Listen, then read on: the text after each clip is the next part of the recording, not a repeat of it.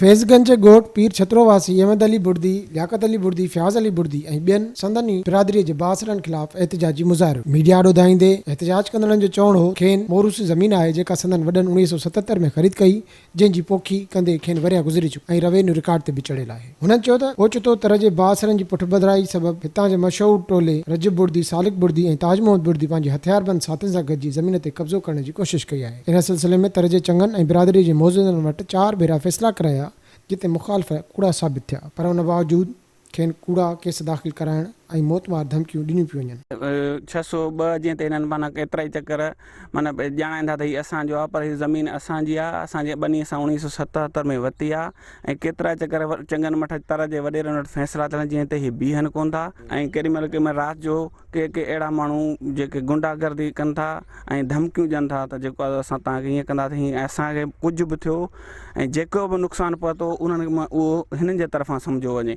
असांजो सौदो थियल आहे, ओरिजिनल रजिस्ट्रियूं आहिनि। हिन वक़्तु बि तव्हां 77 जो बि रिकॉर्ड ॾिसो, हींअर 2020 में मां पाण रजिस्ट्रियूं कढायूं आहिनि, उहे बि तव्हां ॾिसो। 7B फार्म ॿिया टिया जेके कंप्यूटराइज़ रिकॉर्ड आहे उहो ॾिसो।